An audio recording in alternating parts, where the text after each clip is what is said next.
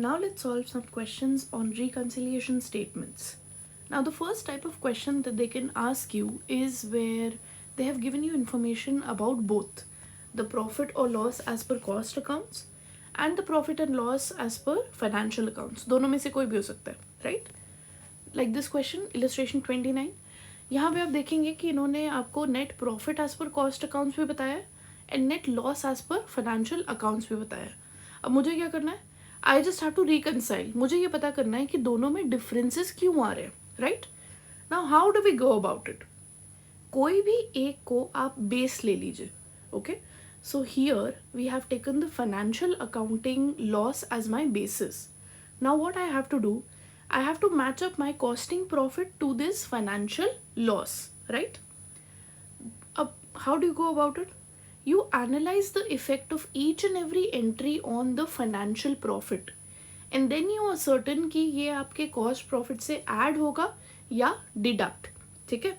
अब first वाला adjustment देखो, उसमें बोल रहा है over recovery of your factory overheads. Now this over recovery is nothing but over valuation. कहने का मतलब है एक एक्सपेंस है फैक्ट्री ओवरहेड, इसको आपने क्या किया है, अपनी कॉस्ट बुक में ज़्यादा माइनस कर दिया है. अब एक्सपेंस ज़्यादा माइनस कर दिया है तो प्रॉफिट आपका कम आ रहा है, लेकिन फाइनेंशियल बुक्स में वो सेम एक्सपेंस आपने कम माइनस किया है.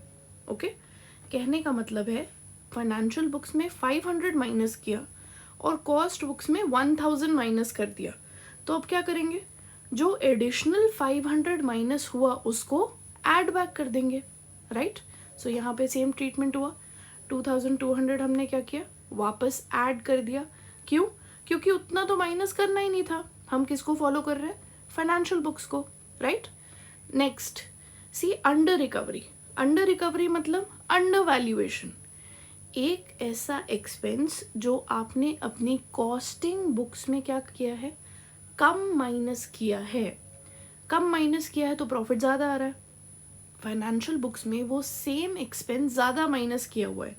कहने का मतलब है फाइनेंशियल बुक्स में 1000 माइनस किया है और आपने कितना किया है, 500 किया है. तो अब क्या करना पड़ेगा, और एक्सपेंस माइनस करना पड़ेगा ताकि मेरा प्रॉफिट सेम आए जितना फाइनेंशियल बुक्स में है, राइट? सो ऑफिस ओवरहेड यहाँ पे क्या हुआ था, अंडर रिकवर हुआ था. कहने का मतलब कम माइनस हुआ था, तो हम यहाँ से और माइनस कर देंगे जितना अमाउंट हमने कम माइनस किया, राइट? देन नेक्स्ट, एक ऐसी इनकम है जो आपने फाइनेंशियल अकाउंट्स में ही लिखी है और कॉस्ट अकाउंट्स में नहीं लिखी है. So interest I have already written in my financial accounts. अब इनकम ज़्यादा दिखाई है तो प्रॉफिट भी क्या आ रहा होगा, ज़्यादा आ रहा होगा इन फाइनेंशियल बुक्स में, राइट? कॉस्ट बुक्स में क्या कर देंगे, ऐसी इनकम को ऐड बैक कर देंगे. Okay, so interest 1500 added back to the profit of your cost accounts. अब सिमिलरली नेक्स्ट देखो, provision for income tax. Financial accounts में हमने क्या कर लिया, प्रोविजन प्रॉफिट से डिडक्ट कर लिया, बट कॉस्ट अकाउंट्स में हमने कोई डिडक्शन नहीं दिखाया, इसीलिए कॉस्ट अकाउंट्स का प्रॉफिट ज़्यादा आ रहा है और फाइनेंशियल अकाउंट्स का प्रॉफिट कम आ रहा है. तो हम क्या करेंगे, सिंपली प्रोविजन को डिडक्ट कर देंगे कॉस्ट अकाउंट्स से, right? If you carefully notice हम कर क्या रहे हैं, we are just trying to follow whatever has happened in the financial accounts, right? Financial को बेसिस बना लिया, जो जो फाइनेंशियल अकाउंट्स में हमने किया वो हमने कॉस्ट अकाउंट्स में कर दिया. नेचुरली द प्रॉफिट और loss whatever has happened according to financial accounts will match up, correct? Right? अब एक और क्वेश्चन देखते हैं, next type. I hope this one is clear. Reconciliation statement. Okay, ये वाला देखो, यहाँ पे आपको डेटा दिया गया है सिर्फ एक प्रॉफिट या लॉस का. देखो, the net profit shown as per cost accounts for the year is 16 to 70. अब यहाँ पे भी हमने क्या बेसिस ले लिया, we have taken financial accounts as basis. तो जितनी चीज़ें फाइनेंशियल अकाउंट्स में हुई वो सारी चीज़ें हम कहाँ दिखाएंगे, कॉस्ट अकाउंट्स में, राइट? सी यहाँ पे देखोगे तो क्वेश्चन में दिया हुआ है 15,000 आना चाहिए. Now the first adjustment, carefully notice, overheads के बारे में दिया गया है. Overheads charge and cost accounts आपको बताए गए हैं. Work overheads 11,500, office overheads 4,590, selling and distribution दिया हुआ है 6,640, राइट। और साथ में आपको फाइनेंशियल अकाउंट्स उन्होंने दिए हुए हैं।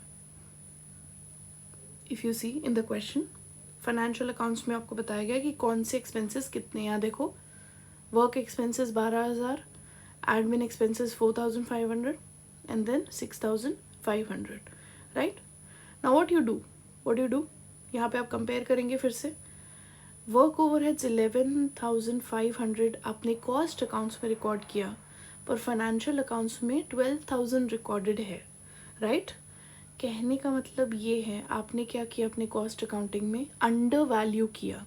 एक्सपेंस रिकॉर्ड होना था 12,000 का, पर आपने कितना रिकॉर्ड किया, 11,500। तो और कितना ज़्यादा माइनस करना पड़ेगा, 500 और माइनस करना पड़ेगा।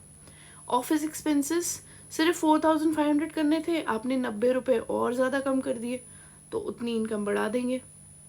और सेलिंग एंड डिस्ट्रीब्यूशन भी 6,500 माइनस करने थे, आपने कॉस्ट अकाउंट में ज़्यादा माइनस कर दिए, तो जितने ज़्यादा माइनस हुआ 140 वो वापस ऐड कर देंगे, राइट। सेकेंड देखो, no charge has been made in cost accounts with respect to debenture interest and income tax. तो ये वाला जो एक्सपेंस है ये सिर्फ फाइनेंशियल में दिखाया है, तो कॉस्ट में दिखाना पड़ेगा, right. So you are going to deduct that expense, income tax and debenture interest.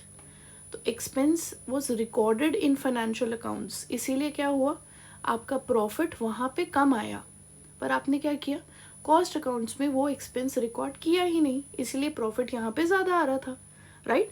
So simply आप क्या करोगे, वहाँ का जो एक्सपेंस रिकॉर्ड हुआ उसको कॉस्ट अकाउंटिंग से भी डिडक्ट कर दोगे। Why, because we are following the financial accounts. Similarly यहाँ पे भी एक और एंट्री दी हुई है, लास्ट वाली देखो, no entry has been made in cost accounts in respect of interest on investment and transfer fees. Income जो कि रिकॉर्ड हुई फाइनेंशियल अकाउंट्स में, पर आपके कॉस्ट अकाउंट्स में नहीं हुई। अब इनकम रिकॉर्ड हुई फाइनेंशियल अकाउंट्स में, तो क्या होगा, प्रॉफिट ज़्यादा वहाँ पे आ रहा है, राइट। और यहाँ कॉस्ट अकाउंट्स में नहीं हुई है, इसीलिए कम आ रहा है। सो सिंपली आप क्या करोगे, आपके कॉस्ट अकाउंट्स में ये सेम इनकम को ऐड कर दोगे, राइट। सिंपल है, एक को हमने बेसिस ले लिया और उसको ही हम फॉलो करते जा रहे हैं। अब जो नेट इफेक्ट आया इसका, after considering the net effect I get to my profit as per financial accounts, okay, which is nothing but 15,000, right? Clear?